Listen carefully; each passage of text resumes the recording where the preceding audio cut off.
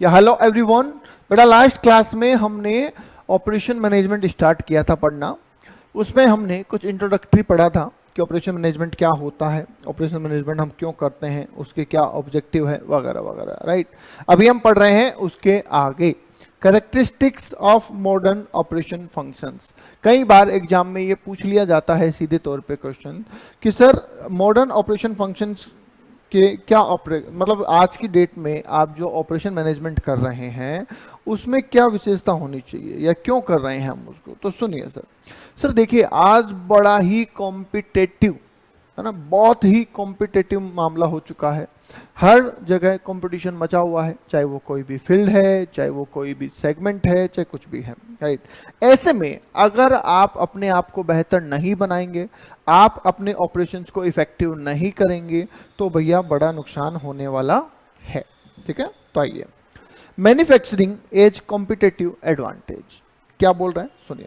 Sir in the past production was considered to be like any other function in the organisation.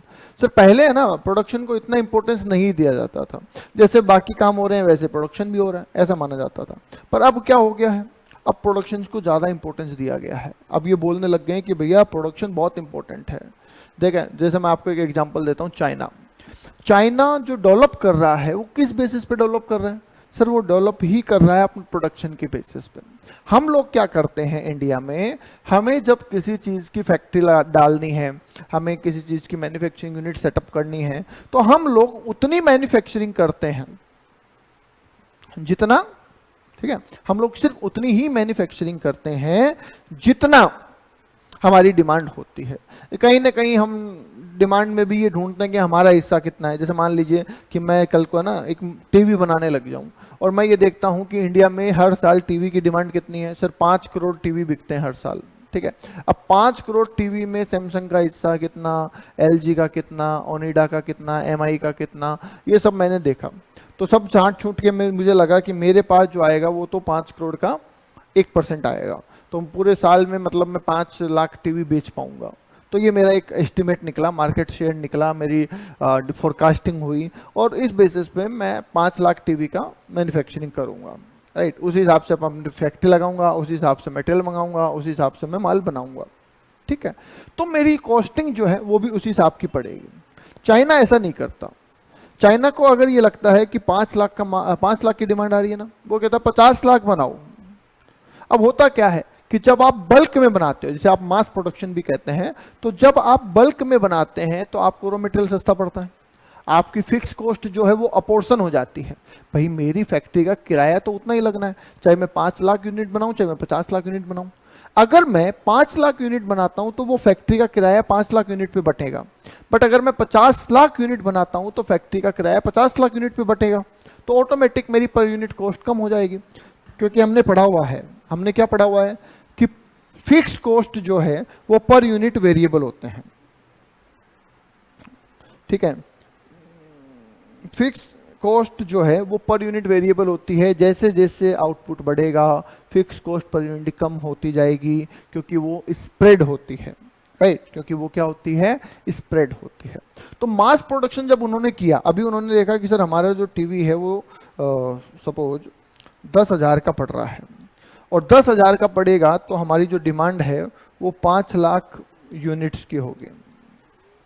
ठीक है, अब उन्होंने क्या किया, 50 लाख बनाए। जब 50 लाख बनाए तो ये टीवी 10,000 की जगह 7,000 का ही पड़ा सर, इसकी कॉस्ट 7,000 ही आई। अब जब ये 7,000 में बना पा रहा है तो ये ऑफर करता है मार्केट में कि भैया मैं 7,500 में सेल करने को तैयार हूं।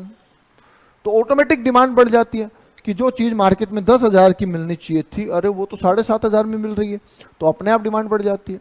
तो चाइना इसी बेसिस पे चलता है सर, पूरा मास प्रोडक्शन करता है, रेटे डाउन करता है, रेटे डाउन होती है तो ऑटोमेटिक डिमांड क्रिएट होती है। तो इस तरीके से चलता है, right.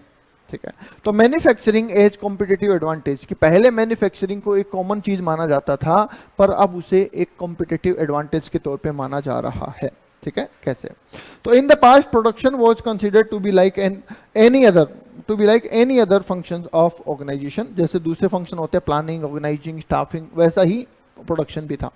when demand was high and production capacities were inadequate, the concern was to somehow muster all input and use them to produce goods which would be grabbed by market। Sir जब demand high होती है ना, पर हमारे पास उतनी capacity होती ही नहीं, हम उतना बना पाए। समझ रहे हो बात को, कि सर हमारी कैपेसिटी है 10,000 यूनिट बनाने की, मार्केट में डिमांड पड़ी है 50,000 की, पर हम 50,000 बनाएं कैसे? 50,000 हम बना ही नहीं पा रहे। ठीक है, तो ये बड़ी समस्या आ जाती है सर।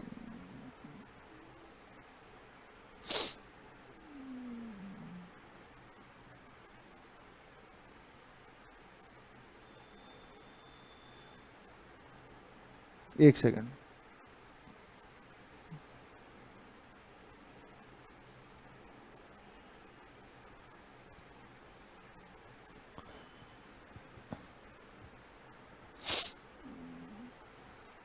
ठीक है। तो सर डिमांड है पर हमारे पास प्रोडक्शन कैपेसिटी जो है इनएडुकेट है। ठीक है, the concern was to somehow muster all the input and use them to produce goods which would be grabbed by the market. कि सर कैसे भी बनाओ सारे रिसोर्सेज का इस्तेमाल करो, कैसे भी करो पर प्रोडक्ट बनाओ ताकि मार्केट में हम सप्लाई दे सकें। ठीक है, but today scenario is contrasting. अब चीजें बदल चुकी है, अब माहौल बिल्कुल अलग हो चुका है। प्लांट हैव एक्सेस कैपेसिटीज, आजकल हम पहले से ही एक्स्ट्रा कैपेसिटीज लेके चलते हैं। कंपटीशन इज माउंटिंग मतलब बढ़ रहा है, जैसे पहाड़ होते हैं ना बड़े बड़े, वैसे ही कंपटीशन बहुत बढ़ चुका है। ठीक है, and firm looks and gain competitive advantage to survive and succeed. तो सर आप माहौल बिल्कुल बदल चुका है। जैसे कहते हैं ना हमारे जमाने में ऐसा हुआ करता था, हमारे जमाने वाले टाइम गए भैया, अब ऐसा नहीं होता है। अब एक्सेस कैपेसिटी भी होती है क्योंकि कंपटीशन बढ़ चुका है और हमें हर टाइम रेडी रहना पड़ता है ताकि हम अपने आप को मार्केट में स्टेबल रख सकें। अगर हम अपने आप को मार्केट में स्टेबल नहीं रख पाए तो हम मार्केट से आउट हो जाएंगे, राइट। या फिर कोई अपॉर्चुनिटी होगी तो उसका फायदा कैसे उठाएंगे। जैसे मैं एक एग्जांपल देता हूं आपको कि सर कोविड आया, सुनना ध्यान से, कोविड आया। अब कोविड आया तो जिन लोगों के पास कैपेसिटी जैसे डिमार्ट ने खूब फायदा उठाया। डिमार्ट ने जितना पैसा कोविड में कमाया है किसी ने भी नहीं कमाया। कैसे? कि सर डिमार्ट के पास कैपेसिटी थी माल रखने की, उसके बहुत सारे आउटलेट थे तो उसके पास माल रखने की कैपेसिटी थी, माल बेचने की कैपेसिटी थी, लोगों को कैटर करने की कैपेसिटी थी। तो उसने उस टाइम जब अपॉर्चुनिटी आई कि सारी दुकानें बंद है, हर मोहल्ले में दुकानें बंद है, सब लोगों को राशन पानी चाहिए तो हम दे सकते हैं। ठीक है, हमारे पास सोशल डिस्टेंसिंग करते हुए भी माल बेचने की कैपेसिटी है, तो डिमार्ट ने उसका फायदा उठाया और उसका फायदा उठाते हुए डिमार्ट ने अपना काम बनाया। ओके, आई थिंक थोड़ा ऑडियो इश्यू था अभी, ठीक है। चलो, सो हमने कहा कि सर कंपटीशन बढ़ता जा रहा है, तो कंपटीशन को मैनेज करना होगा, हमारी प्रोडक्शन फंक्शन को मैनेज करना होगा, तभी हम कॉम्पिटिटिव एडवांटेज उठा पाएंगे। जैसा मैंने आपको बताया कि कोविड में डिमार्ट के बाद बहुत बड़ी कैपेसिटी थी तो उन्होंने उसका फायदा उठाया।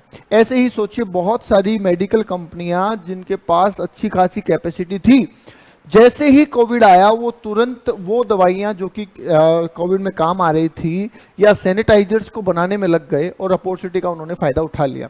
अब जिसके पास कैपेसिटी ही नहीं थी वो कहां से बनाएगा, राइट।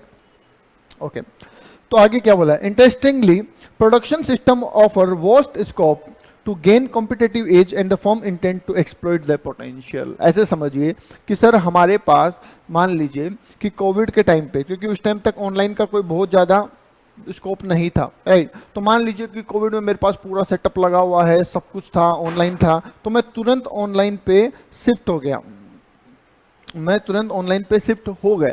पर जिसके पास सेटअप नहीं था, जिसके पास ऑनलाइन चीजें नहीं थी, वो कैसे करेगा, right.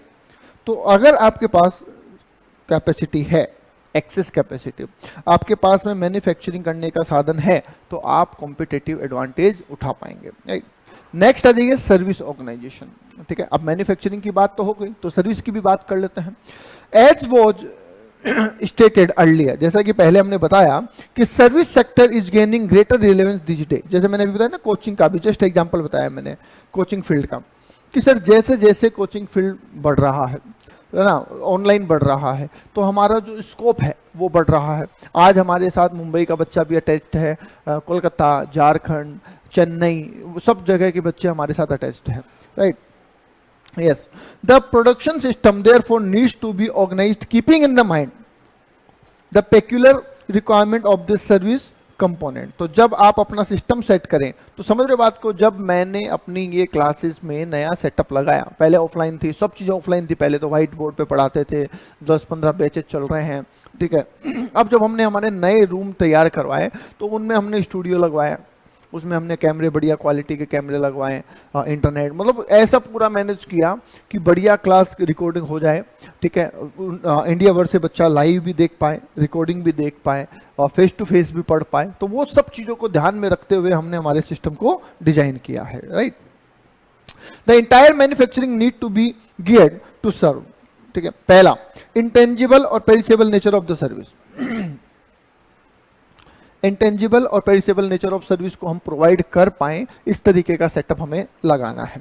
Constant interaction with the client, हम क्लाइंट के साथ कॉन्स्टेंटली इंटरेक्ट हो पाएं, ऐसा हमें सिस्टम लगाना है। जैसे कि हमारा ऐप है, तो ऐप में हम आपको नोटिफिकेशन भेजते रहते हैं, हमारी बात आप तक पहुंचती रहती है, आपके डाउट्स हम तक पहुंचते रहते हैं, हम डाउट के सेशंस लेते रहते हैं। तो ऐसा हमने सिस्टम सेट कर रखा है जिससे हम आपके साथ कनेक्टेड रहें, right. Small volume of production to serve local market, ठीक है। कि सर देखो ऐसा है, बहुत हम जानते हैं कि इंडिया में तो सर हर फील्ड में अलग अलग लोग हैं, अलग अलग भाषाएं हैं, अलग अलग डिमांड है। जैसे साउथ में जो लोग हैं वो इंग्लिश मीडियम में क्लास डिमांड करते हैं, ठीक है। वो कहते हैं कि सर हमें सीएमए की क्लासेस चाहिए पर इंग्लिश मीडियम में चाहिए। हमारे नॉर्थ वाले जो बच्चे हैं वो कहते हैं कि सर हमें तो हिंदी मीडियम में या मिक्सअप में चाहिए, राइट। ओके, तो हमें उनके हिसाब से भी मैनेज करना होता है, ठीक है, चाहे वॉल्यूम कम है चाहे वॉल्यूम ज्यादा है, right. Okay, need to locate facility to serve local market, कि कहाँ पे हम हमारा इंस्टीट्यूट ओपन कर सकते हैं, कहाँ पे हम हमारे सर्विस सेंटर डाल सकते हैं, तो उन सब चीज़ों को भी ध्यान देना है। कहने का मतलब सर ये है कि जब आप अपना देखो, मॉडर्न पहले तो चल जाती थी चीज़ें, ठीक है, पहले ऑनलाइन नहीं था, पहले तो हमने जो कर लिया, जो यहाँ पे बच्चा आ गया उसको सेटअप लगा हुआ मिला, उसको बोर्ड मिला, वो पढ़ लिया, चल गया काम। अब वो नहीं चल सकता है क्योंकि चीज़ें अलग हो चुकी है। तो और मैन्युफैक्चरिंग कंसर्न के लिए भी अलग हो गई, उसे भी स्पेयर कैपेसिटी पे काम करना पड़ेगा, अपॉर्चुनिटी ग्रैब कर पाए ऐसी चीज़ें करनी पड़ेगी, और सर्विस ऑर्गेनाइजेशन को भी ये सारे काम करने पड़ेंगे, ठीक है। ओके, तो हमें इन सब चीज़ों को ध्यान में रखते हुए अपनी चीज़ें डिजाइन करनी है। नेक्स्ट आइए, disappearance of smoke stacks, proactive labour legislation. अब क्या होता है सर, पहले क्या था, पहले कुछ भी कर लो आप, है ना, अंधाधुंध काम होते थे, किसी चीज पे कोई रेगुलेशंस नहीं है। अब तो बहुत रेगुलेशन आ गए, तो हमें उन सब चीजों को ध्यान में रखते हुए हमारे ऑपरेशंस को मैनेज करना है। प्रोएक्टिव लेबर लेजिस्लेशन आ गए, एनवायरमेंटल मूवमेंट्स हो गए, gradual emergence of knowledge based organisation है, broad total transformation in the production system. तो पहले आपने देखा होगा छोटी छोटी फैक्ट्रीज हैं कैसे भी ऑपरेट कर रही हैं, वहाँ पे एक्सीडेंट्स भी हो रहे हैं, कोई ध्यान देने वाला नहीं है, उनसे पॉल्यूशन भी हो रहा है, कोई ध्यान देने वाला नहीं है, ठीक है, उनमें हाइजीन मेंटेन नहीं हो रही है, कोई ध्यान देने वाला नहीं है। पर अब जो सिनेरियो है आज की डेट में, आपको पॉल्यूशन कंट्रोल करना पड़ेगा, आपको क्वालिटी कंट्रोल करना पड़ेगा, आपको हाइजीन मेंटेन करनी पड़ेगी, वरना 1 मिनट में आपका वीडियो वायरल हो जाएगा और आपका काम खत्म हो जाएगा, राइट। यस, तो अब वो चीजें नहीं रही, अब सारी चीजें ट्रांसपेरेंसी आ चुकी है, तो आपको उस हिसाब से मैनेज करना पड़ेगा। Today's factories are aesthetically design and built, today's factories are aesthetically design and built environment friendly. Environment friendly समझ ले कि जो पॉल्यूशन को कम से कम करें, जैसे कि मान लीजिए स्मोक निकल रहा है तो उसको एयर फिल्ट्रेशन का प्रोसेस लगाएं, वेस्ट निकल रहा है तो उसको ट्रीटमेंट करने का प्लांट लगाएं। इन सब चीजों को ध्यान में रखते रखते काम करना है। In fact they are homes away from homes, ठीक है, होम्स अवे, देखो कितनी अच्छी लाइन लिखी है, होम्स अवे फ्रॉम होम, घर से दूर घर।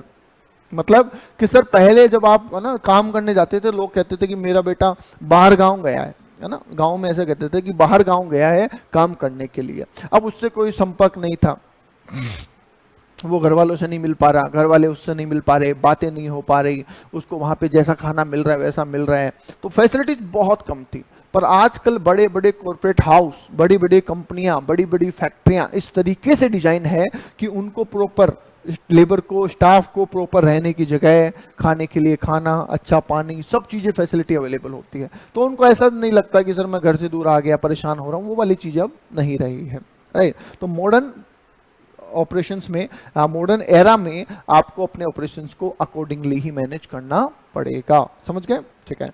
Going to factory every day is no more excruciating experience. It is likely holidaying its scenic port. Sir देखो क्या है ना, पहले ऐसा लगता था कि ऑफिस जाना पड़ेगा, फैक्ट्री जाना पड़ेगा, मजदूरी करनी पड़ेगी, काम करना पड़ेगा।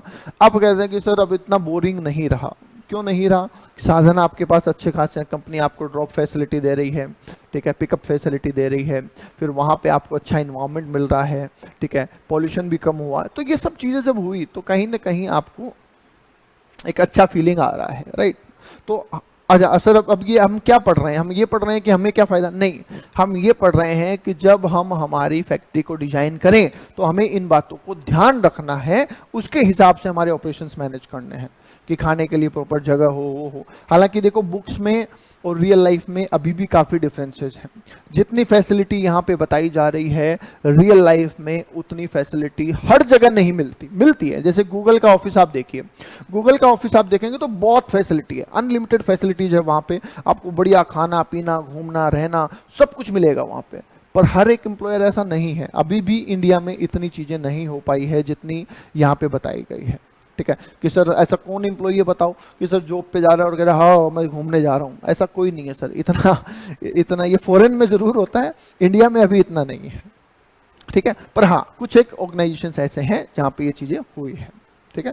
तो मॉडर्न एरा में आपको ये फैसिलिटीज देनी पड़ेगी, ठीक है, ओके, ठीक है। नेक्स्ट आ जाइए, स्मॉल हैज बिकम ब्यूटीफुल, ठीक है। छोटी छोटी चीज़ें सर ज़्यादा बढ़िया हो गई, कैसे? आइए। तो देखो लाइन अच्छी है, मतलब कुछ भी हो, सेंस कुछ भी हो, बात बहुत अच्छी कही है यहाँ पे, स्मॉल इज ब्यूटीफुल, ठीक है। थोड़ा है, थोड़े की ज़रूरत है, ठीक है। जरूरी नहीं है आपके पास सब कुछ हो, आपके पास कुछ है और अगर आप थोड़ा उस पर कॉन्सेंट्रेशन करेंगे, इधर उधर दिमाग कम लगाएंगे तो वो भी बहुत है सर। बहुत सारे लोग हैं जिनके पास वो भी नहीं है, ठीक है। तो इसलिए ऐसा ना समझे कि मेरे पास कुछ कमी है या मेरे पास ये नहीं है वो नहीं है, ऐसा कुछ नहीं है। इट वॉज EF, क्या लिखा है, Schumacher, who in famous book small is beautiful, इन्होंने एक बुक बनाई जिसका नाम था small, opposed giant organisation. Giant organisation मतलब बड़ी ऑर्गेनाइजेशन। आप जरूरी नहीं है कि बड़ी ऑर्गेनाइजेशन में काम करो। आप कहाँ काम करते हो? बोले सर मैं इस कंपनी में काम करता हूँ, बहुत बड़ी कंपनी है। अरे तो ऐसा कहीं नहीं है कि आप बहुत बड़ी कंपनी में काम कर रहे हो तो आप बहुत खुश हो और आप छोटी कंपनी में काम कर रहे हो तो आप बहुत दुखी हो, ऐसा बिल्कुल नहीं है सर। आज के एरा में छोटी कंपनियां भी आपको अच्छी खासी फैसिलिटी दे रही है, तो इसलिए ऐसा सोचना कि नहीं मुझे बहुत बड़ी कंपनी, ये एक रियलिस्टिक है ना फिलोसफी वाला पॉइंट है वैसे देखा जाए तो। पर हमारे ह्यूमन लाइफ में भी ये काम, आप CMA बन जाओगे, हम बहुत सारे लोगों को देखते हैं, CMA बन गया, इंटरव्यू था, बोले सर मेरे पास इस कंपनी से ऑफर आया था, 8 लाख रुपए दे रहे थे, तो मैंने कहा ज्वाइन क्यों नहीं किया? कहता नहीं सर मुझे बड़ी कंपनी में जाना है। अरे ये चीज छोड़ो, आप पहले आप अगर आपको अपॉर्चुनिटी मिल रही है आप ग्रैब करो, उसमें अच्छा काम करो, अच्छा परफॉर्म करो। जब आपका वहां पे अच्छा काम हो जाएगा, ठीक है, अच्छा रिस्पॉन्स आने लग जाएगा, तो ऑब्वियस सी बात है लोग अपने आप ही अप्रोच कर लेंगे, आप बड़ी कंपनी में अपने आप शिफ्ट हो जाओगे, कोई दिक्कत नहीं है, राइट। ओके, तो इन्होंने कहा कि सर ऐसा नहीं है कि बड़ी ऑर्गेनाइजेशन ही बढ़िया है, छोटी ऑर्गेनाइजेशन भी अच्छी है। ही एडवोकेट मतलब इन्होंने पक्ष लिया, इन्होंने इस चीज को सपोर्ट किया, ठीक है। Intermediate technology based on the smaller working units, community ownership and regional work place utilizing local labour and resources, for him small was beautiful. कि सर छोटी छोटी ऑर्गेनाइजेशंस हैं वो अपने लोकल रिसोर्सेज से अपना काम कर रही है तो वो अच्छा है, ऐसा नहीं है आप उसको बोलो कि नहीं हम तो बड़ी ऑर्गेनाइजेशन में ही काम करेंगे। राइट। तो ये सब चीजें हैं जो आज के एरा में ऑपरेशन मैनेजमेंट के लिए बहुत जरूरी हो जाती है। मैं दोबारा रिपीट कर देता हूं यहाँ पे, characteristics of modern operation function, कि सर आज की डेट में जो ऑपरेशंस होने हैं उसमें पहली बात तो मैन्युफैक्चरिंग, सिर्फ मैन्युफैक्चरिंग नहीं रही है, वो हमारे लिए एक कॉम्पिटिटिव एडवांटेज बन चुका है। तो अगर हमें कॉम्पिटिटिव एडवांटेज उठाना है तो हमें उस अकॉर्डिंग मूव करना पड़ेगा। सर्विस ऑर्गेनाइजेशन में भी हमें सर्विस ओरिएंटेड होना पड़ेगा, कस्टमर क्या चाहता है उस पर ध्यान देना पड़ेगा। चाहे हम लोकल जो हमारे मार्केट है, ऐसा नहीं उनको इग्नोर कर दें, उनको भी सर्व करना है ना, उनके लिए चाहे हम छोटा सा सेगमेंट बनाएं, ठीक है। तो ये चीजें यहाँ पे बताई गई हैं, ठीक है। जो पुरानी कमियां थी, जो पुरानी दिक्कतें थी, वो चीजें अब हट चुकी हैं। अब हाइजीन को लेके, सेफ्टी को लेके, जो आपको शोषण होता था, लोगों का छुट्टियां नहीं मिल रही है, पैसे कट गए बेवजह के, वो सब चीजें अब खत्म हो चुकी है। सर ऐसा नहीं होता है, ठीक है। और वर्क प्लेस भी काफी स्मूथ हो चुके हैं, तो ये एक पॉजिटिव पॉइंट है। और स्मॉल इज ब्यूटीफुल आपने सुना कि सर जरूरी नहीं है कि बड़ी ऑर्गेनाइजेशन में ही सब चीजें मिले, छोटी छोटी ऑर्गेनाइजेशन भी बहुत अच्छा परफॉर्म कर रही है, ठीक है। तो ये था आपका हमारा पहला टॉपिक, जिसका नाम था ऑपरेशन मैनेजमेंट का इंट्रोडक्शन, राइट। बताइए यहां तक कोई डाउट है तो एक बार बोल दीजिए।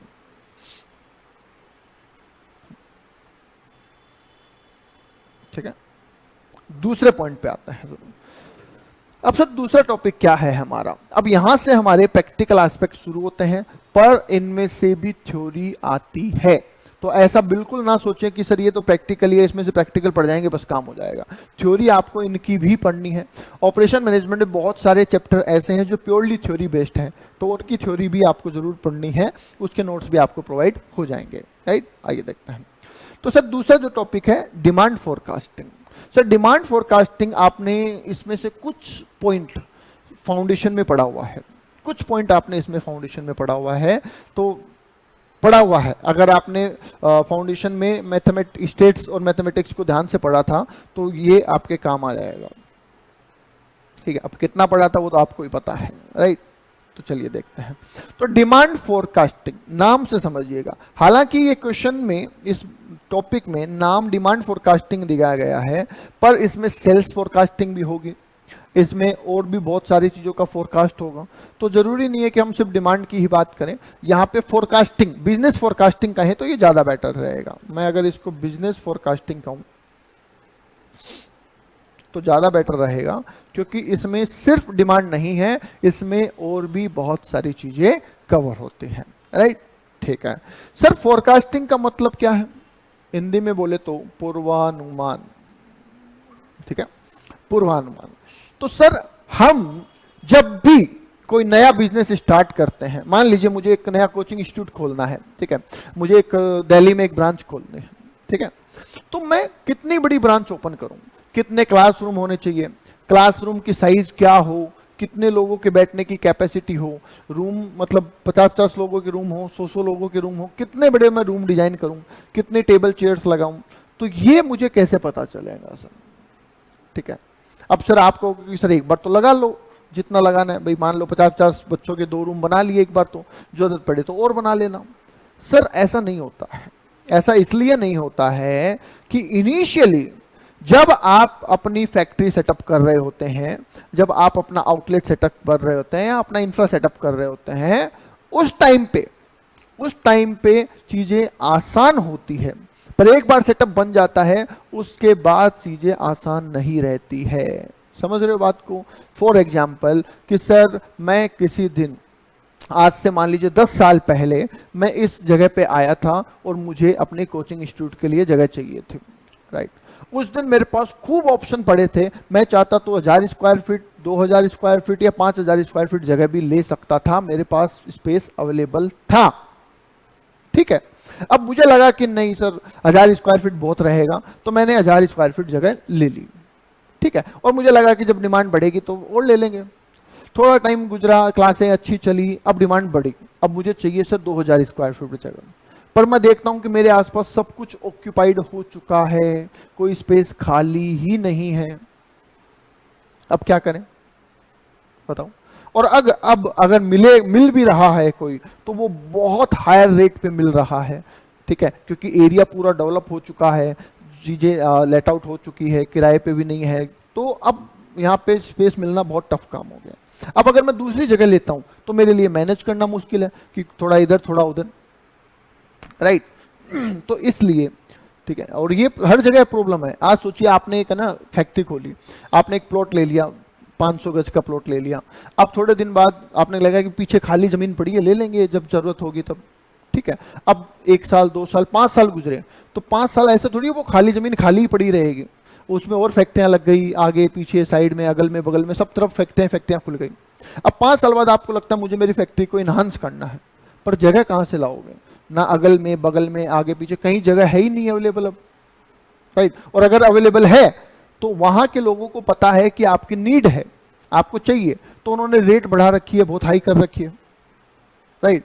तो इसलिए ऐसे डिसीजन नहीं होते हवा में, हम आगे के 5-7 साल की सोच के चलते हैं। आज की डिमांड के बेसिस पे कभी भी आप एस्टिमेट नहीं कर सकते। आप फ्यूचर का एक अनुमान लगाते हैं कि आने वाले 5 साल में, आने वाले 10 साल में मेरी डिमांड क्या रहने वाली है, और उसके अकॉर्डिंग आप आज ही अपनी व्यवस्था, अपना सेटअप लगा के चलते हैं, ठीक है। हाँ, कुछ केस ऐसे होते हैं जहां पे एडिशनल कैपेसिटी लेने में कोई विशेष दिक्कत नहीं आती, वहां पे आप कम कैपेसिटी पे काम कर सकते हैं। समझ रहे हैं बात को? अगर आपको लगता है कि मेरा बिजनेस, नेचर ऑफ बिजनेस ऐसा है कि कल को मैं अगर इन्हांस करना चाहूं तो चलेगा, कोई मुझे विशेष प्रॉब्लम नहीं आने वाली है, तो हो सकता है। जैसे मान लीजिए मैंने प्लॉट ही खरीद लिया और मेरा बिजनेस ऐसा है कि मैं एक फ्लोर बाद में भी बना सकता हूं, समझिएगा। किराए पे लेना अलग चीज है, ऑफिस खरीदना अलग चीज है, कंस्ट्रक्टेड प्रीमाइसेस खरीदना अलग चीज है, जमीन खरीदना अलग चीज है।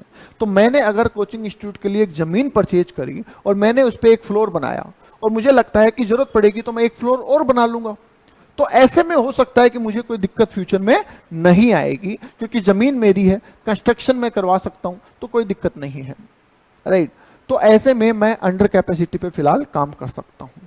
तो मुझे ये देखना पड़ेगा कि मेरी फर्दर एक्सपांशन की कॉस्ट कम आएगी या ज्यादा आएगी, मुझे बाद में कैपेसिटी बढ़ाने में प्रॉब्लम आएगी या नहीं आएगी। अगर मेरी बाद में कॉस्ट ज्यादा आती है या बाद में कैपेसिटी बढ़ाने में मुझे तकलीफ होने वाली है, तो मुझे पहले से ही ज्यादा कैपेसिटी लेके चलनी चाहिए। और अगर मुझे लगता है कि नहीं बाद में भी ले सकते हैं तो चलेगा।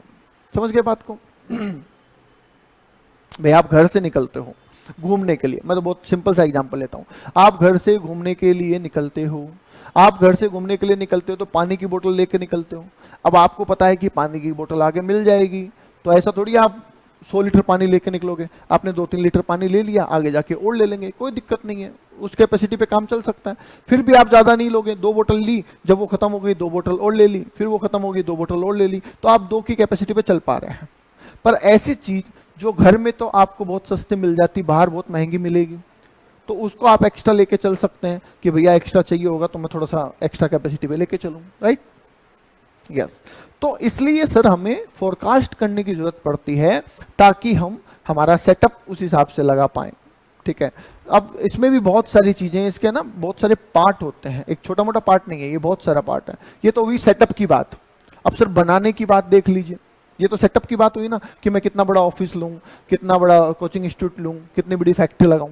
अब उसमें मशीनें, फर्नीचर, ठीक है। अब मैंने अपना मान लीजिए मैंने कोचिंग इंस्टीट्यूट बनाया और मैंने उसमें 10 रूम बना लिए, हालांकि मुझे अभी डिमांड फिलहाल 5 रूम की थी, पर मैंने 10 बना लिए। अब मैं टेबल चेयर जो है, जरूरी नहीं है मैं 10 रूम में लगाऊं, हो सकता है कि मैं 5 रूम में ही टेबल चेयर लगा लूं और ये सोचूं कि जब जरूरत पड़ेगी तो टेबल चेयर और ले आऊंगा, क्योंकि उसको लाने में कोई बहुत बड़ा पंगा नहीं है, उसमें बहुत बड़ी कोई दिक्कत नहीं है, तो जब जरूरत पड़ेगी तो ले आऊंगा। तो यस, तो समझ गए। तो पहली planning in respect of infra, दूसरी planning in respect of furniture, fixtures, machinery, ठीक है। अब तीसरी प्लानिंग, बनाऊं कितना माल। अगर मैं फैक्ट्री की बात कर रहा हूं तो माल कितना बनाऊं, ज्यादा बना के रख लूंगा, पड़ा पड़ा खराब हो जाएगा। कम बनाऊंगा तो मेरी शॉर्टेज हो जाएगी, सेल नहीं कर पाऊंगा। तो मुझे मैनेज करना है कि मैं कम भी ना बनाऊं, ज्यादा भी ना बनाऊं। उसके लिए मुझे क्या करना पड़ेगा, फोरकास्ट करना पड़ेगा। तो इस तरीके से अगर आप ध्यान देंगे तो हमें हमारे बिजनेस में हर चीज का फोरकास्ट करना पड़ता है। कितना माल मंगाएं, कितना माल बनाएं, कितना बड़ा सेटअप लगाएं, कितनी मशीनरी लगाएं, कितना पैसा इन्वेस्ट करें, सब चीज़ों के लिए हमें कहीं ना कहीं फोरकास्टिंग की ज़रूरत पड़ती है। और फोरकास्टिंग का मतलब है आने वाले समय में क्या होने वाला है उसका एक अनुमान लगाना। ठीक है, ओके। अब सर अनुमान कैसे लगेगा? सर अनुमान हमेशा पास्ट डेटा के बेसिस पे चलता है। पिछले 5 साल में क्या हुआ, कितनी इंक्रीज हुई, उसके हिसाब से चलता है। जैसे मान लीजिए कल मौसम कैसा था रहेगा, weather forecast, weather forecast, forecast ही तो है, कल मौसम कैसा रहेगा। तो ये किस पे डिपेंड करता है? आज मौसम कैसा है, विंड डायरेक्शन क्या है, पिछले साल इस डेट में क्या मौसम था, इस सीजन कैसा चल रहा है, सब बहुत सारी चीजों का कॉम्बिनेशन बन के एक फोरकास्टिंग होती है, राइट। तो सर फोरकास्टिंग हमारी लाइफ का एक इंटीग्रल पार्ट है जो हम बिजनेस में, पर्सनल लाइफ में, रूटीन लाइफ में यूज करते रहते हैं, राइट। तो आई होप ये फोरकास्टिंग वर्ड आपके माइंड में एकदम अच्छे से बैठ गया होगा, राइट। ओके, डिमांड, चलिए पढ़ना स्टार्ट कर लेते हैं। Demand is in simpler way defined as the requirement and desire of consumer to purchase the product और सर्विस। कि सर हमारी कितनी प्रोडक्ट और सर्विसेज लोग परचेज करना चाहते हैं उसे हम कहेंगे डिमांड, राइट। हाँ, एक सेकेंड होल्ड कीजिएगा। ओके, थोड़ा सा टेक्निकल इश्यू था जिस वजह से आई थिंक थोड़ा सा वीडियो पॉज हो गया था। चलिए, सो डिमांड की हम बात कर रहे थे।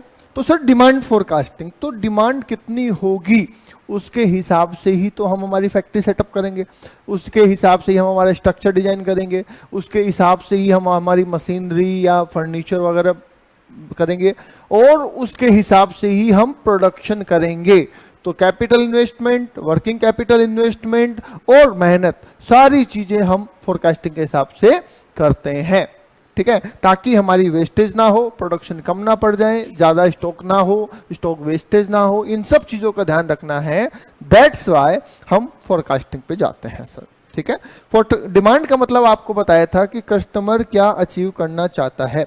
तो सिंपल वे में हमने कहा कि सर जो भी रिक्वायरमेंट है कस्टमर की और वो जो डिजायर है जिन चीजों के लिए, और उसके लिए वो पेमेंट भी करना चाहता हो। आज सर पूछते हैं कि सर कौन कौन चाहता है कि मैं फ्लाइट में बैठूं? आई थिंक करोड़ों लोग कहेंगे कि मैं चाहता हूं मैं फ्लाइट में बैठूं, मैं चाहता हूं मैं फ्लाइट में बैठूं, राइट। तो क्या एयरलाइंस कंपनियां उसे डिमांड कंसीडर कर सकती है? ठीक है, एयरलाइंस कंपनी ने ना सोशल मीडिया पे एक कैंपेन चलाया और वो बोलता है कि कौन कौन चाहते हैं कि हम फ्लाइट में बैठे, किस किस की इच्छा है, ऐसा पूछा। 10 करोड़ लोगों ने लिखा जी हमारी इच्छा है हम फ्लाइट में बैठे। तो क्या वो उसे डिमांड मान ले और उसके हिसाब से अपने फ्लाइट्स परचेज कर लें, उसके हिसाब से सब कुछ करने लग जाए? Answer is no. सिर्फ चाहना कभी भी डिमांड नहीं होती है, उसके लिए पेमेंट करने की क्षमता, पेमेंट करने की कैपेसिटी भी मैटर करती है, ठीक है। तो उस 10 करोड़ में से कितने लोग हैं जो अफोर्ड कर सकते हैं और जो उस चीज को करना चाहते हैं, ठीक है, वही हमारी डिमांड है, बाकी हमारी डिमांड नहीं है, ठीक है। अभी हमने सर्वे करें कि सर सीएमए कितने बच्चे करना चाहते हैं? 5 लाख बच्चों ने कहा जी हम करना चाहते हैं, ठीक है। बोले सर फीस तो भैया लगेगी तुम्हारी 6,000 रुपये फाउंडेशन, 23,100 रुपये तुम्हारे इंटर के, 25,000 रुपये फाइन लगे रजिस्ट्रेशन के, ये तो उसके अलावा कोचिंग के चार्जेस अलग है। सर इतना पैसा तो हमारे पास नहीं है, या इतना पैसा लगा के तो हमें नहीं करना। पढ़ना कितना पड़ेगा? सर पढ़ना तो 10 घंटे पड़ेगा दिन में। नहीं सर इतना तो हम नहीं पढ़ सकते। तो सिर्फ चाहने से डिमांड क्रिएट नहीं होती, उसके लिए आप मेहनत कर सकते हो, उसके लिए आप खर्चा कर सकते हो, और आप वो काम करना भी चाहते हैं, वही डिमांड का रूप लेती है। तो इसलिए यहाँ पे विलिंग एंड एबिलिटी टू पे को भी ध्यान दिया गया है, सिर्फ डिजायरेबिलिटी से नहीं है, ठीक है। ओके, आगे चलिए सर। अब एग्जाम्पल, कुछ प्रोडक्ट के एग्जाम्पल बताएं कि किन किन की डिमांड किस बात की। तो सर हाउस होल्ड प्रोडक्ट जैसे टीवी, फ्रिज, एसी, कूलर, ठीक है, वो हो गए। उसके अलावा जो तेल, साबुन, घी, जो डेली कंज्यूमेबल गुड्स हैं वो हो गए, ठीक है। तो वो भी, उनके लिए भी डिमांड की हम बात करेंगे। दूसरा है सर्विसेज। सर्विसेज में सर जैसे पैथोलॉजिकल टेस्ट, जैसे हमारा ना ब्लड टेस्ट हो गए, पैथ लैब होती है ना, तो पैथ लैब में आपने सीबीसी, आरबीसी, एलएफटी, टीएफटी, बहुत सारी जांच होती है, तो ब्लड टेस्ट आप करवाते हैं। या फिर आप दूसरी प्रकार की जांच जैसे कि एक्सरे, सिटी स्कैन, एमआरआई, वो वगैरह कराते हैं, ठीक है, वो सर्विस की कैटेगरी में आ जाते हैं। तो ठीक है, ये तो बताने की कोई जरूरत नहीं है। अब यहाँ पे ना आप एक चीज को और ध्यान दीजिएगा, हम जो डिमांड की बात कर रहे हैं, ध्यान से सुनिएगा, हम जो डिमांड की बात कर रहे हैं, अगेन हम मैन्युफैक्चरर के पॉइंट ऑफ व्यू से बात कर रहे हैं। मैंने पहले भी आपको कहा कि हम मैन्युफैक्चरर के पॉइंट ऑफ व्यू से चलेंगे, ना कि कंज्यूमर के पॉइंट ऑफ व्यू से। ठीक है, ओके। तो सुनिए sir, the product and services demanded are two category such as industrial purpose product like machinery and consumer specific product। तो देखिए दो तरीके की डिमांड है, अब ये भी आपको समझना पड़ेगा ना, हर चीजों को समझिए आप। सर पहला है इंडस्ट्रियल पर्पस प्रोडक्ट और दूसरा है कंज्यूमर स्पेसिफिक प्रोडक्ट। कैसे? सुनिए, आप फोटोकॉपी करवाने जाते हैं, ध्यान से सुनिए, आप फोटोकॉपी करवाने जाते हैं तो फोटोकॉपी की जो डिमांड होती है वो कंज्यूमर टाइप की होती है, ठीक है। पर जिस मशीन से फोटोकॉपी होती है वो कंपनी जैसे कि एचपी, कैनन, तो जब ये अपनी डिमांड फोरकास्ट करते हैं तो ये थोड़ी देखते फोटोकॉपी कराने वाले कितने, नहीं, फोटोकॉपी करने वाले कितने, क्योंकि इनके कस्टमर वो है, इंडस्ट्री वाले कस्टमर है, ठीक है। ऐसे ही मान लीजिए जेसीबी है, जेसीबी मशीन देखी है आपने, जेसीबी कंपनी का नाम है वैसे तो जेसीबी कंपनी और उसकी लोडर मशीन होती है। अब वो कंज्यूमर प्रोडक्ट नहीं है सर, वो है कि उस इंडस्ट्री में बिल्डर कितने लोग हैं जो उस चीज का यूज करते हैं और वो इसको परचेज करना चाहते हैं, ठीक है। तो इस तरीके से देखा जाता है, एक इंडस्ट्री की डिमांड होती है तो मशीन, प्लांट, ये सब चीजें इंडस्ट्री वाले आइटम हैं, ठीक है। उसके अलावा तेल, साबुन, घी, मोबाइल, ये सब लोकल कंज्यूमर वाले प्रोडक्ट है। तो दोनों के हिसाब से सोचा जाता है कि कितनी डिमांड है और उसके हिसाब से ही फोरकास्ट किया जाता है। Forecasting is the process of making prediction, ये वर्ड आपकी डेफिनेशन में जरूर से आना चाहिए, ठीक है, ध्यान रखिएगा, ये वर्ड जो है ये आपके डेफिनेशन में जरूर से आना चाहिए, prediction about the future and requirement based on the available information and evidence, ठीक है।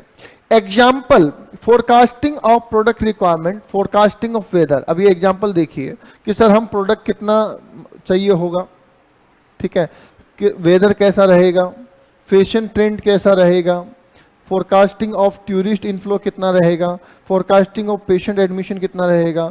तो ये सब चीजों में काम आता है। जैसे मैं आपको एग्जाम्पल देता हूँ कुछ, पहला है ना, कुछ एग्जाम्पल आपको देता हूँ। Example number 1, sir Manali, Shimla, Nainital, Mussoorie, ये सब जो पैलेसेस हैं, यहाँ पे जिन लोगों ने होटल्स ओपन कर रखे हैं, जिन लोगों ने रेस्टोरेंट्स ओपन कर रखे हैं, वो क्या करते हैं सर, किस चीज़ का फोरकास्ट करते हैं?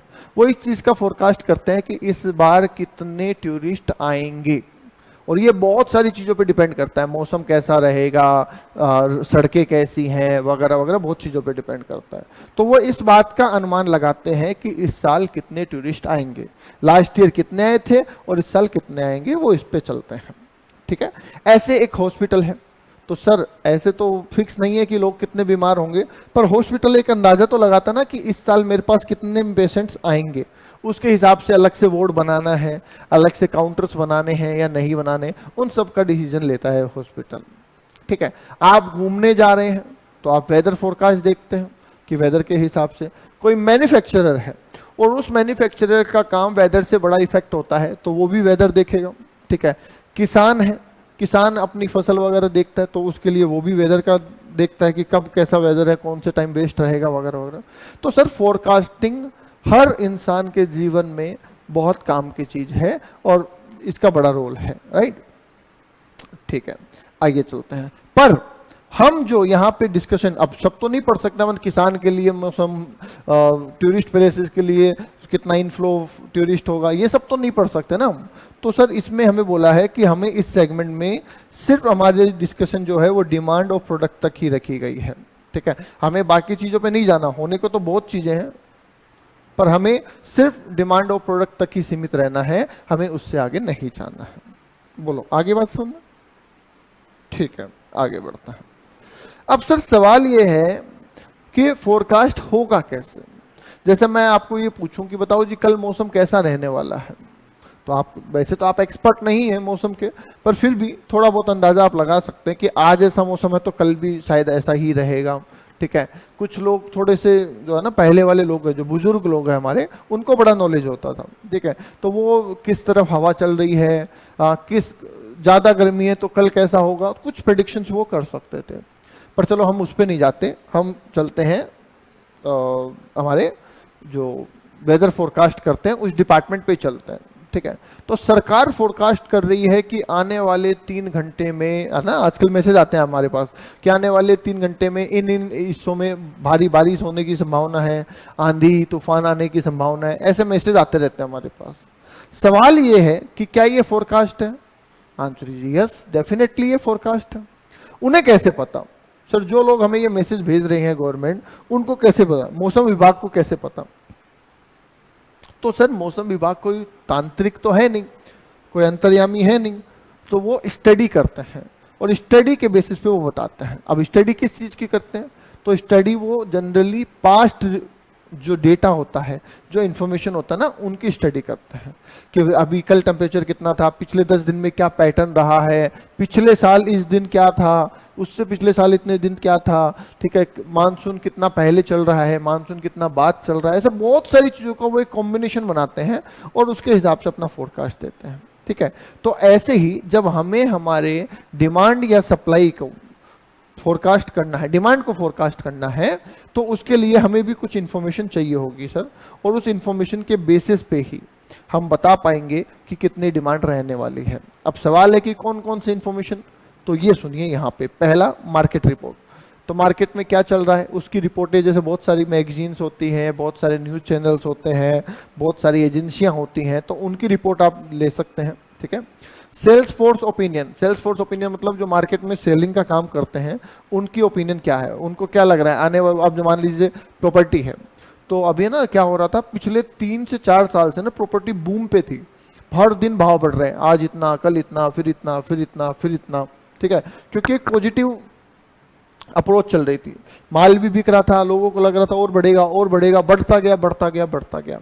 अब जब हम किसी बिल्डर से, रियल एस्टेट वाले से बात कर रहे हैं, तो कहते हैं कि सर अब स्थिर हो गया है काम, अब जो बढ़ना था बढ़ चुका है, अब मुझे हमें नहीं लगता 2-3 साल कोई रेटें बहुत ज़्यादा बढ़ने वाली है, ठीक है।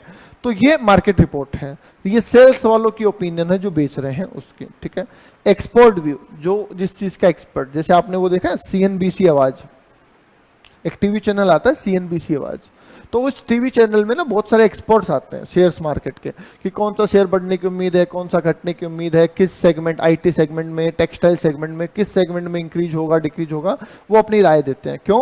क्योंकि वो उस चीज़ के एक्सपर्ट है, ठीक है। तो हम भी डिमांड फोरकास्टिंग के लिए एक्सपर्ट की ओपिनियन ले सकते हैं, ठीक है।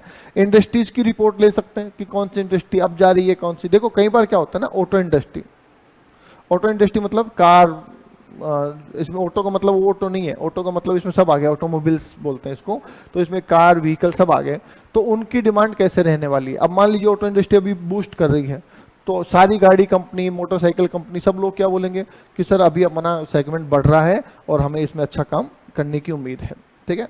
पॉइंट ऑफ सेल डेटा, तो जो मैंने बताया ना, अलग अलग जगहों पे कितना माल बिक रहा है उसके हिसाब से, कस्टमर का सर्वे करके, फील्ड रिपोर्ट से, इन सारी इंफॉर्मेशन के बेसिस पे आने वाले समय में किस चीज़ की कितनी डिमांड रहने वाली है इसका अनुमान लगाया जा सकता है, प्रिडिक्शन। तो उसको बोला गया है यहाँ पे फोरकास्टिंग, समझ गए। तो फोरकास्टिंग में इन चीज़ों का इस्तेमाल किया जाता है। रेंज ऑफ पीरियड, ये बड़ा इंपॉर्टेंट पॉइंट है सर, इस पे शॉर्ट नोट भी आ सकता है और MCQ तो डेफिनेटली आ सकता है, डेफिनेटली मतलब कि बहुत ज्यादा चांसेस है इस पे MCQ आने के, ठीक है सर। रेंज ऑफ पीरियड मतलब आप जो फोरकास्ट, जैसे मैं वेदर बता रहा हूं, तो मैं कितने टाइम का वेदर बता रहा हूं, आने वाले 3 दिन में क्या होगा, आने वाले 1 हफ्ते में क्या होगा, आने वाले 10 दिन में क्या होगा, इतना ही होता ना वेदर फोरकास्ट। कभी ऐसा बोला कि आने वाले 1 साल में वेदर कैसा रहेगा, सुना है कभी ऐसा? बताओ, कभी ऐसा सुना है कि आने वाले 1 साल में मौसम कैसा रहने वाला? नहीं। क्यों? क्योंकि पहली बात तो ये चीज़ें फ्रीक्वेंटली चेंज होती है और कल क्या होगा उसके बेस पे परसों का पता चलेगा, तो जनरली बहुत लंबा फोरकास्ट इस फील्ड में नहीं काम आता है, ठीक है, और जरूरत भी नहीं है, ठीक है। तो अलग अलग चीज़ों के अलग अलग रेंज होती है। अगेन मैं फिर कहूँगा कि यहाँ पे ध्यान रखिएगा कि फोरकास्टिंग कंज्यूमर नहीं करता है, फोरकास्टिंग मैन्युफैक्चरर करता है। तो आपका जो नजरिया है वो मैन्युफैक्चरर का होना चाहिए, अचानक से आप कस्टमर मत बन जाना, ठीक है। तो ये आपको ध्यान रखना है। कैसे, आइए देखते हैं। किस चीज की फोरकास्टिंग हो रही है, ध्यान देना, पहले मैं आपको समझाने की कोशिश करता हूं। सर फोरकास्टिंग हो रही है डिमांड की, ठीक है। क्यों हो रही है? क्योंकि कंपनी उसके हिसाब से माल बनाएगी और उसको बेचेगी। Am I clear? कि सर हम डिमांड की फोरकास्टिंग कर रहे हैं, हम मतलब कि मैन्युफैक्चरर, हम डिमांड फोरकास्ट कर रहे हैं इसलिए ताकि हम उसके अकॉर्डिंग माल बनाएं और उसके अकॉर्डिंग माल को बेचें, ठीक है। ओके, अगर हमने ढंग से फोरकास्टिंग नहीं की, माल ज्यादा बना लिया तो माल पड़ा रहेगा और पड़ा पड़ा खराब हो जाएगा। अगर हमने माल कम बना लिया तो हमारा काम बंद हो जाएगा। तो ऐसी चीजों में आपको ध्यान देने की जरूरत है। अब सुनिएगा ध्यान से, मेरा पहला सुन लीजिए ना, फिर अपन इसके बाद चलेंगे। सर ऐसा समझिए, आपका जैसे मोबाइल फोन है, ठीक है, एक कंपनी, चाहे वो ओप्पो है, वीवो है या कोई भी है,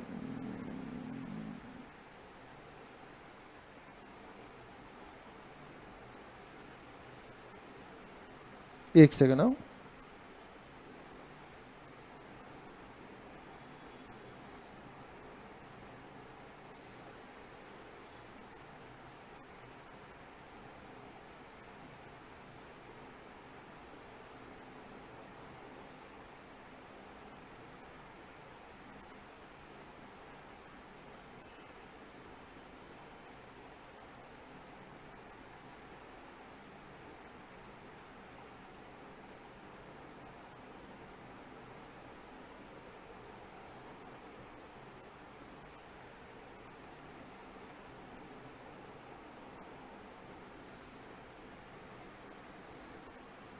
ठीक है।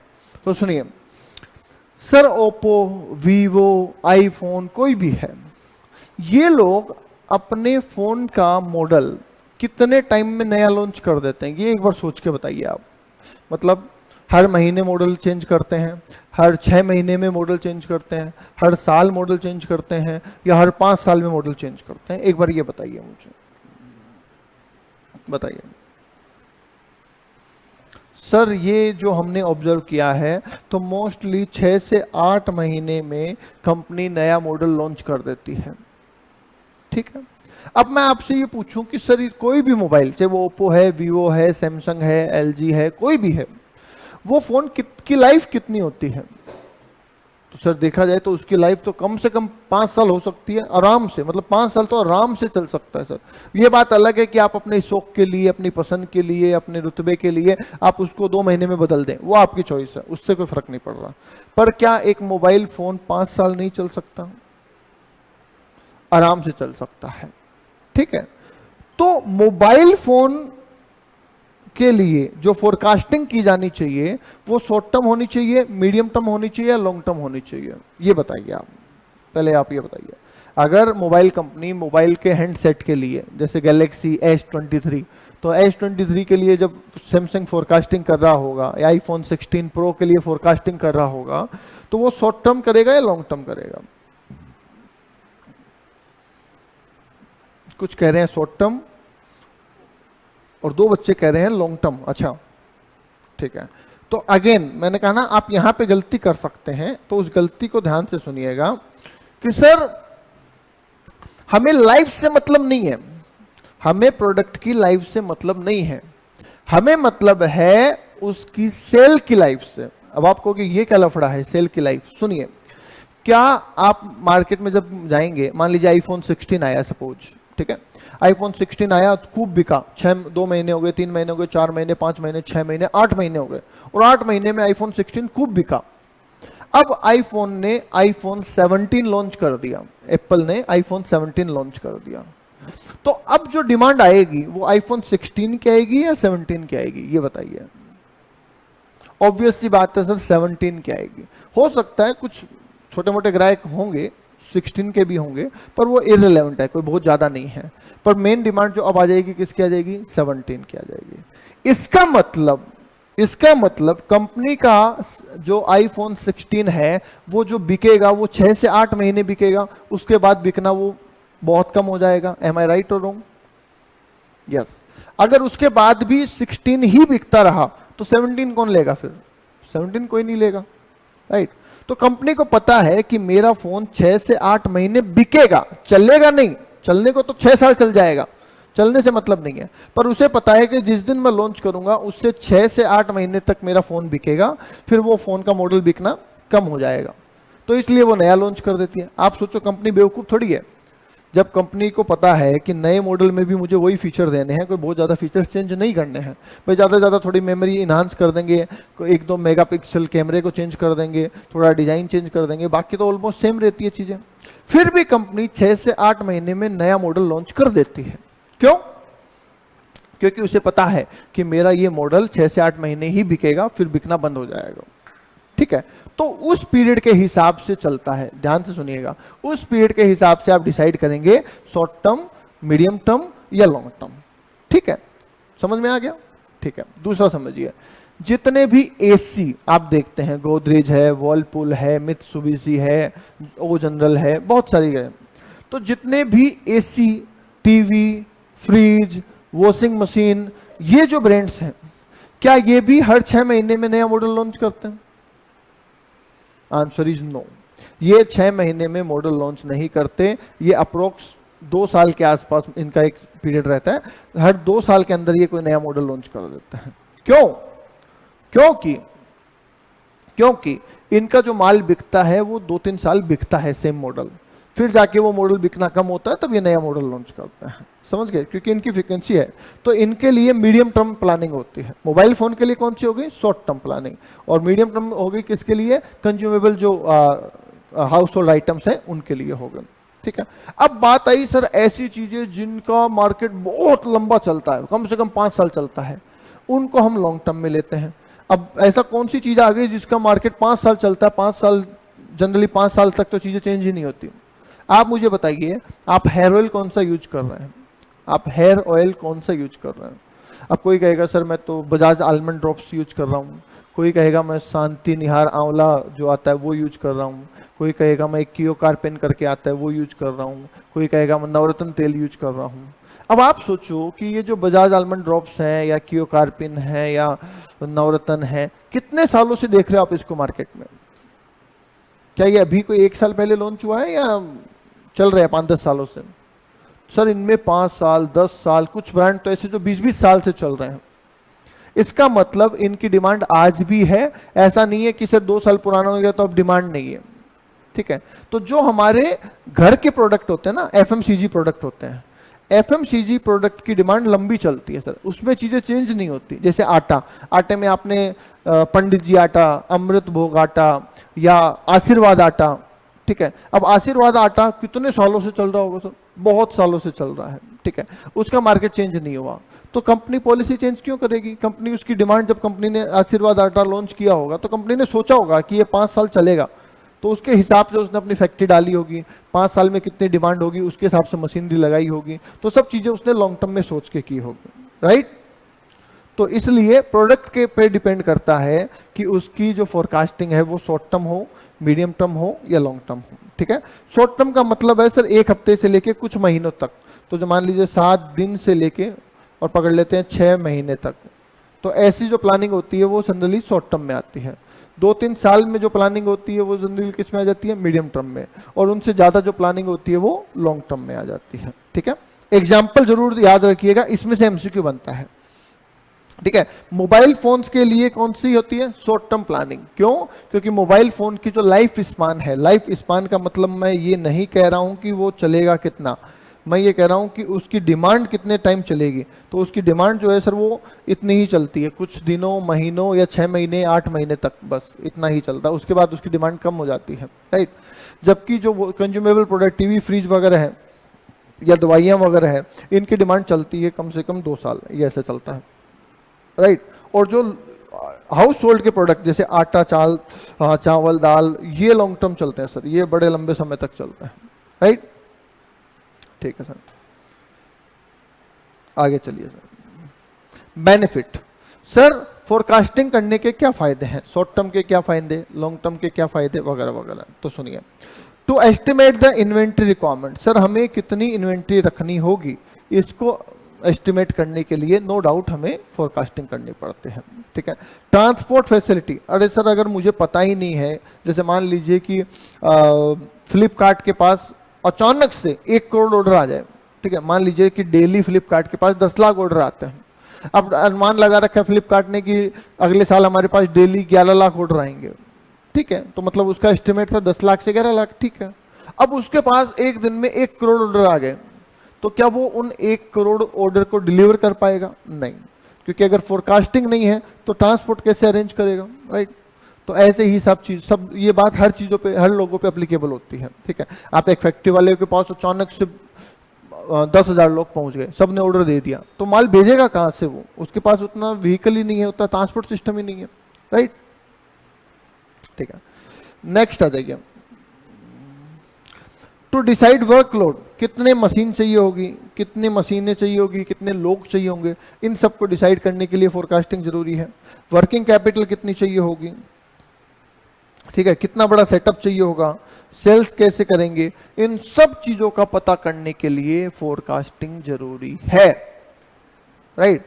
अभी सोचिए कि अगर इसको आईफोन को, एप्पल को ये पता चले कि सर अभी मैं 2024-25 में, मान लीजिए एप्पल कहता है जी मैंने 10 करोड़ फोन बेचे, ठीक है, और 2025-26 में इसको अनुमान लगता है कि हमारे 12 करोड़ फोन बिकने वाले हैं, तो ठीक है, इसके जितने डीलर हैं वो हैंडल कर लेंगे, इसके जितने कोरियर पार्टनर्स हैं वो हैंडल कर लेंगे।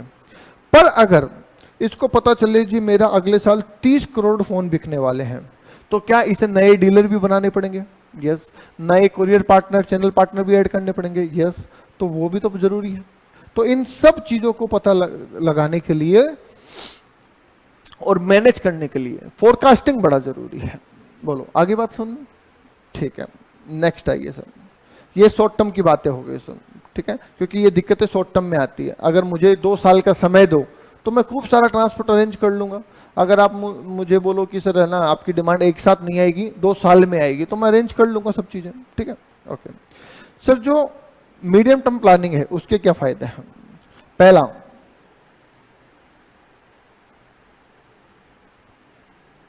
डिटरमाइन बजटरी कंट्रोल, कि सर जो खर्चे हो रहे हैं वो ओवर द बजट हो रहे हैं, विद इन द बजट हो रहे हैं, इस चीजों को डिटरमाइन करने के लिए। डिविडेंड देना नहीं देना, इस चीज को डिटरमाइन करने के लिए, ठीक है। मेंटेनेंस के खर्चे कम लग रहे हैं, ज्यादा लग रहे हैं, इन चीजों के लिए, ठीक है। तो ऑपरेशंस कहने का मतलब है सर कि जो हमारी फैक्ट्रीज वगैरह में काम हो रहे हैं उन कामों को मैनेज करने के लिए मीडियम टर्म प्लानिंग के फायदे हो जाते हैं, वो इजीली मैनेज हो जाते हैं, ठीक है। Long term planning, long term forecasting, long term forecasting के क्या फायदे हैं? पहला, to work out the expected capital expenses for the future development. Sir अगर मेरा काम, सपोज मेरा कोई काम चल रहा है, वो 6 महीने चलेगा, 6 महीने के बाद वापस से स्टार्ट हो जाएगा, जैसे अभी बैच चल रहा है अपना, और मान लीजिए ये बैच 3 महीने चलेगा और 3 महीने बाद दोबारा स्टार्ट हो जाएगा। इसका मतलब मेरे पास जो बच्चे आएंगे वो मेरे पास 3 महीने रुकेंगे, 3 महीने बाद वो चले जाएंगे, दूसरे बच्चे आ जाएंगे, ठीक है। तो इसलिए मुझे क्या करना है, मुझे उतनी ही कैपेसिटी रखनी है। जैसे मान लीजिए 200 बच्चे मेरे पास आज हैं, ठीक है, 3 महीने बाद ये 200 चले जाएंगे, नए 200 आ जाएंगे, फिर वो 200 चले जाएंगे, फिर नए 220 आ जाएंगे, फिर वो 220 चले जाएंगे, नए 240 आ जाएंगे। मान लो ऐसा चल रहा है, तो ऐसे में मुझे जो कैपेसिटी मेंटेन करनी है वो 200-250 की मेंटेन करनी है, काम हो जाएगा मेरा। यस। अब मान लीजिए कि जो बच्चा मेरे पास आज है वो 5 साल रहेगा, पहले वो सीएमए करेगा, फिर वो यूएस सीएमए करेगा, ऐसे मान लीजिए वो 5 साल मेरे पास रहेगा, ठीक है। अब 3 महीने बाद और बच्चे आएंगे, वो भी 5 साल रहेंगे, तो इस हिसाब से तो क्यूमुलेटिव होते होते मेरे पास स्टूडेंट्स बढ़ेंगे, तो मुझे कैपेसिटी ज्यादा चाहिए होगी, राइट। तो लॉन्ग टर्म में सर ऐसा होता है कि हमें फ्यूचर में भी कैपिटल एक्सपेंसेस करने पड़ते हैं, बढ़ाना पड़ता है काम को, तो वो कितना खर्चा आएगा वो सब चीजों को एस्टिमेट करने में हमें फायदा मिल जाता है, ठीक है। कितना कैश इनफ्लो होगा और कितना कैश आउटफ्लो होगा। सेल्स से हमें कैश इनफ्लो होता है और खर्चों और परचेज से हमें कैश आउटफ्लो होता है, तो वो कितना कितना होगा ये भी हमें इसमें देखना है, ठीक है, okay. Future main power requirement, हमें फ्यूचर में मेन पावर की कितनी रिक्वायरमेंट रहेगी, कितना स्टाफ चाहिए होगा, ये सब भी हमें पता चल जाएगा, okay. So next, to plan for material requirement, material कितना चाहिए होगा, to plan for the research and development. जैसे ना पहले था, आपने देखा हो ना कि पहले तो कोलगेट आता था, हाँ, तो अब कितने टाइम से चल रहा है कोलगेट, मुझे लगता है सर मैं अपने बचपन से देख रहा हूँ 30-35 साल हो गए होंगे, तो कितना लंबा ट्यूर है। पर हाँ, उन्होंने कुछ चीज़ें चेंज करी है जो रिसर्च एंड डेवलपमेंट का पार्ट है। पहले चीज़ें चल रही थी, फिर कोलगेट में नमक है, फिर कोलगेट में नीम है, तारकोल है, ये है वो है, चलता रहता है। पर वो भी इतना जल्दी चेंज नहीं होता, 2-3 साल में कुछ नया लेके आते हैं, 2-3 साल भी नहीं, 5-6 साल में कुछ नया लेके आते हैं, फिर चलता है, फिर नया लेके आते हैं, फिर चलता है, राइट। तो ये इस हिसाब से फोरकास्टिंग होती रहती है। क्लियर? चलिए, अब सर फोरकास्टिंग के मेथड्स क्या हैं? ठीक है, तो देखो सर, फोरकास्टिंग के वैसे तो बहुत सारे मेथड्स होते हैं, तो मेनली यहाँ पे 2 मेथड है, एक क्वालिटेटिव और एक क्वांटिटेटिव। क्वालिटेटिव वो है जो कि एट्रीब्यूट्स के साथ डील करता है, और क्वांटिटेटिव वो है जो कि क्वांटिटी के साथ डील करता है, जो नंबर्स के साथ डील करता है, राइट। जैसे कि रिग्रेशन एनालिसिस, ठीक है, जैसे कि time series analysis, least square method. आपने फाउंडेशन पढ़ा है, तो फाउंडेशन में आपने पढ़ा होगा ना फोरकास्टिंग, उसमें आपने मूविंग एवरेज, टाइम सीरीज, ठीक है, least square method, regression analysis, तो वही तो सब कुछ है। अरे वही तो ये चीज है। तो ये इसके मैथमेटिकल मेथड हैं जिनके मदद कर लेके हम फोरकास्टिंग कर सकते हैं। ठीक है, चलिए ये लास्ट टॉपिक कर लेते हैं इसका, बाकी कल करते हैं। स्टेप इन फोरकास्टिंग, फोरकास्टिंग होगी कैसे? सुनिए सर, फोरकास्टिंग में सबसे पहले तो ना हम ऑब्जेक्टिव ऑफ फोरकास्ट पता करते हैं, क्योंकि कोई भी चीज आप क्यों कर रहे हैं उससे उस काम को करने का तरीका बदल जाता है। जैसे कोई सीएमए कर रहा है, सर मेरा पेशेंस है, मैं सीएमए करना चाहता हूं, मैं बहुत बढ़िया सीएमए बनना चाहता हूं, मैं रैंक लाना चाहता हूं, तो उसका तैयारी का तरीका अलग होगा। कोई कहता है सर मैं पास होना चाहता हूं, सर मुझे डिग्री चाहिए, उसकी तैयारी का तरीका अलग होगा। कोई कहता है कि सर मुझे तो घर वालों ने जबरदस्ती एडमिशन दिला दिया, तो उसकी तैयारी का तरीका अलग होगा। तो पहले आप ये देखें कि आप फोरकास्टिंग कर क्यों रहे हैं, what for you are making forecasting, आप क्यों कर रहे हैं। ठीक है, क्या आप डिमांड पता लगाना चाहते हैं, या फिर आप कोई डिसीजन करना चाहते हैं, आप कोई रिसर्च एंड डेवलपमेंट कर रहे हैं, क्या कर रहे हैं आप, आपको फोरकास्टिंग क्यों करनी है। ठीक है, अब जैसे कल मौसम कैसा होगा, तो सर मैं ये जानना चाहता हूं क्योंकि मैं घूमने का प्लान बना रहा हूं। ठीक है, आप ये जानना चाहते हैं क्योंकि आपको कहीं पे माल भेजना है। ठीक है, कोई और ये जानना चाहता है क्योंकि उसको घर में कोई फंक्शन है। तो सबका ऑब्जेक्टिव अलग अलग हो सकता है। तो फोरकास्टिंग का ऑब्जेक्टिव क्या है, सबसे पहला पॉइंट। दूसरा, select the period over which the forecast will be made. ठीक है, कितने टाइम में, क्या ये लॉन्ग टर्म होगा, मीडियम टर्म होगा, या शॉर्ट टर्म होगा, किस तरीके का ये फोरकास्ट होगा, हमें इसका पता लगाना है। ठीक है, ओके। नेक्स्ट देखिए, select the method you want to use. अब कौन सा मेथड लगाएं, जैसे हमने अभी कहा कि सर इतने सारे मेथड है, तो चुन लो आपको कौन सा मेथड लगाना है। ठीक है, तो सबसे पहले आपने ये देखा कि मुझे फोरकास्ट करना क्यों है, फिर आपने ये देखा कि मुझे फोरकास्ट कितने पीरियड का करना है, फिर आप मेथड चुनेंगे, क्योंकि उसके हिसाब से ही मेथड डिटरमाइन होगा। मेथड डिटरमाइन होने के बाद आप इंफॉर्मेशन कलेक्ट कीजिए। अब इंफॉर्मेशन हमने फाउंडेशन में पढ़ा था कि कुछ प्राइमरी इंफॉर्मेशन होती है जो हम फर्स्ट टाइम रिकॉर्ड करते हैं। ठीक है, और कुछ सेकेंडरी इंफॉर्मेशन होती है जो हमारे पास अवेलेबल रिसोर्सेज से हम निकाल लेते हैं, जैसे किसी मैगजीन से, इंटरनेट से वगैरह से हम निकाल लेते हैं, राइट। और अब आपके पास ऑब्जेक्टिव है, आपके पास पीरियड है, short term, medium term, long term, आपके पास मेथड है, और आपके पास इंफॉर्मेशन है। तो किस बात की देर है, फोरकास्ट कर लीजिए, सिंपल सी बात है। तो इस तरीके से ये फोरकास्टिंग चलती है सर। क्लियर? यहां पे जो क्वेश्चन आ सकता है सर, वो एक एमसीक्यू यहां पे बन सकता है, ठीक है, और एक इसके बेनिफिट पे क्वेश्चन बन सकता है।